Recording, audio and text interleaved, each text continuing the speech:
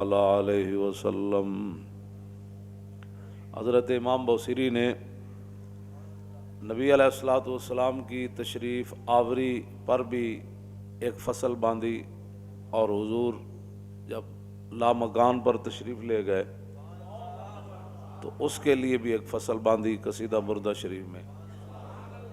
تو وہ صرف میں پڑھتا ہوں برکت کے لیے، ویسے تو اعلیٰ حضرت بریلوی نے فرمایا کہ پوچھتے کیا ہو عرش پر، یوں گئے مصطفیٰ کے یوں۔ اعلیٰ حضرت فرماتے ہیں پوچھتے کیا ہو عرش پر، یوں گئے مصطفیٰ کے یوں، اور کیف کے پر جہاں جلیں کوئی کیا بتائے کہ یوں۔ فرمایا جہاں نور کے پر جلتے ہوں تو وہ کون بتائے گا کہ پھر حضور کیسے گئے۔ کسر دنا کے راز میں ثم دنا فتدلی فکان قاب قوسین، کسر دنا کے راز میں عقلیں تو گم ہیں جیسی ہیں،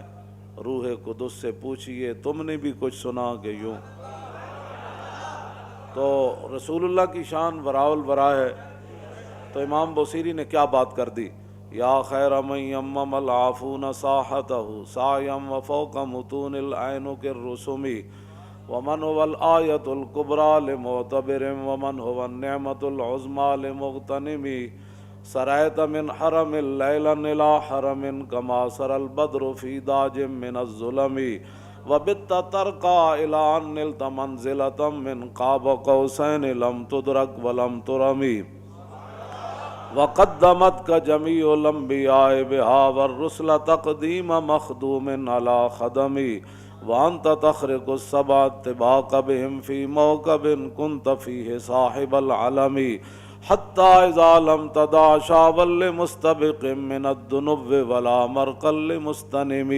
خفضت كل مقام بالاضافة اذ نوديت بالرفع مثل المفرد العلم، كما تفوز بوصل اي مستتر عن العيون وسر اي مكتتم، فحزت كل فخار غير مشترك وجزت كل مقام غير مزدحم، وجل مقدار ما وليت من رتب وعز ادراك ما وليت من نعم،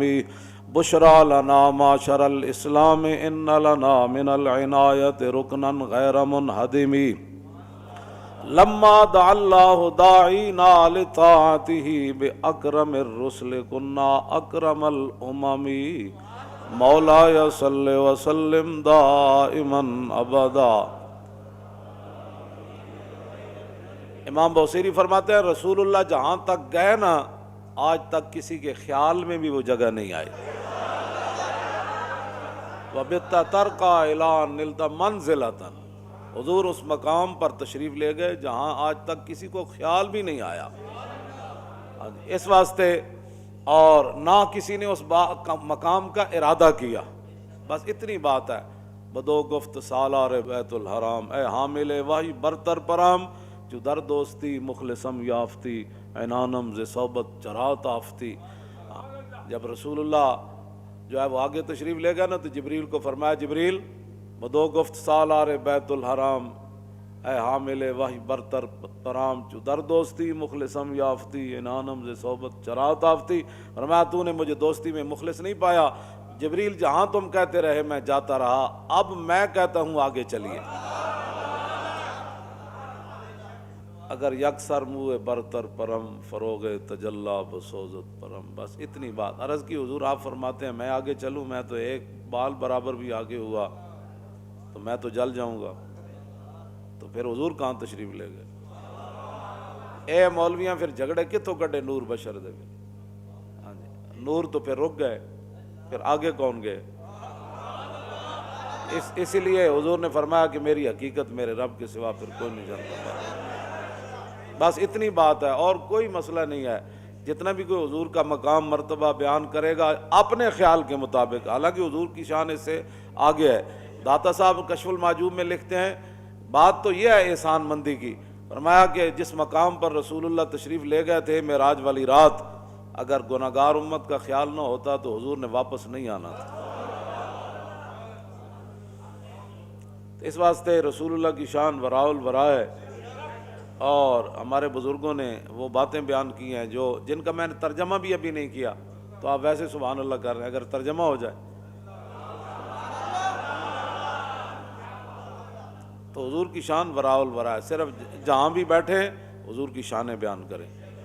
دین کی ترجمانی کے لیے بھی تو اندر کوئی دم خم چاہیے نا، ہاں جی، اس کی ترجمانی کے لیے بھی تو پھر امام احمد رضا ہونا چاہیے نا، یا امام ربانی ہونے چاہیے، ہاں جی، جو قلعہ گوالیار میں بھی جا کر اذان دے دیں، اور جب رسول اللہ کے بارے میں لفظ یتیم آ جائے تو امام احمد رضا کا قلم جو ہے وہ اپنے آپ سے باہر ہو جائے کہ بندے حضور کے بارے میں حضور کو یتیم کہہ دیا تو اعلیٰ حضرت نے فرمایا اس کو پتہ نہیں تھا مولوی کو، اس نے کیا تقریر کی، حضور اقدس قاسم النعم مالک الارض رکاب موتی منعم قسم قیم ولی والی علی عالی کاشف القرب رافع الرتب معین کافی حفیظ وافی شفیع شافی عافی غفور جمیل عزیز جلیل وہاب غنی کریم عزیز خلیفہ مطلق حضرت رب مالک الناس دیان العرب ولی الفضل جلی الافضال رفیع المثل ممتنع الامثال صلی اللہ تعالی علیہ وسلم۔ توجہ، تو بندہ رسول اللہ کی شان جو بیان کرنی ہے تو پھر اس انداز سے پہلے بندہ علم پڑھے، صرف 4 کتابیں رکھ کے جو 2-4 اجہل سامنے بٹھا گا کیا بات کی بھئی، یہ اجہل کو کیا پتہ ہے بیان کرنے کے لیے۔ وہ تو ایک مولوی نے بھی اعلیٰ حضرت کے دور کے اندر بیان کر دی کہ رسول اللہ نے حضرت نجاشی کی نماز پڑھی اور کہا کہ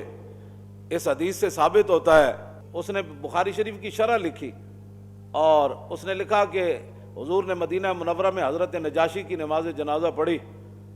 تو اس حدیث سے ثابت ہوتا ہے کہ امام کا رخ اگر قبلے کی طرف ہو اور میت غیر قبلے کی طرف پڑی ہو تو نماز جنازہ ہو جاتا ہے۔ اعلیٰ حضرت نے فرمایا اس جاہل کو یہ بھی نہیں پتا کہ مدینہ منورہ سے حبشہ جو ہے وہ قبلہ کی جانب ہے، حبشے کی طرف، ہاں جی، تو پتہ بندے کو یہ بھی نہ ہو اور بندہ بخاری کی شرح لکھ دے، ہاں جی، تو اعلیٰ حضرت فرماتے ہیں اس جاہل کو یہ بھی نہیں پتا تھا، ہاں جی۔ تو لوگ ہمارے اس طرح کے آج کل بڑے بڑے جناب، حضور نے فرمایا نا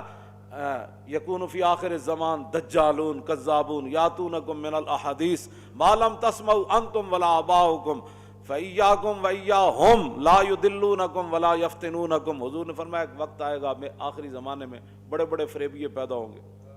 بھائی جن مسائل کے اندر امت خاموش ہے، جو ہمارے بزرگ مسائل حل کر چکے ہیں، کن کے کہنے پر تم نئے نئے مسائل کھڑے کر رہے ہو؟ اس وقت ان مسائل کا وقت ہے، اس وقت تو مسائل کا وقت یہ ہے کہ برما میں کیا ہوا اور دہلی کی جامع مسجد کے امام صاحب کی آنکھیں نکال دی گئی تے خدا دا شکر ادا کیتے کرو تسی لبیک دا نعرہ لاندے ہو۔ جے فرعون نے اوتھے جناب موسیٰ نو کی کہن دینا سی کہ اے میری اکھاں دی ٹھنڈک ہے، انہیں مذہبی سمجھ کے کہنا سی، تسی یہ گل ہی چھڑ دیو جی سیاسی نعرہ ہے۔ حضور نے فرمایا جے فرعون بھی جواباً کہہ دینا نا حضرت آسیہ جدو چک کے آئیاں سن موسیٰ علیہ السلام نو کہ ہاں میرے اکھاں دی ٹھنڈک ہے، تے فرعون نو بھی اللہ مسلمان بنا دینا سی، تے انہیں مذہبی طور پہ کہنا سی، تے جلے ہوئے میں لوگ کہتے ہیں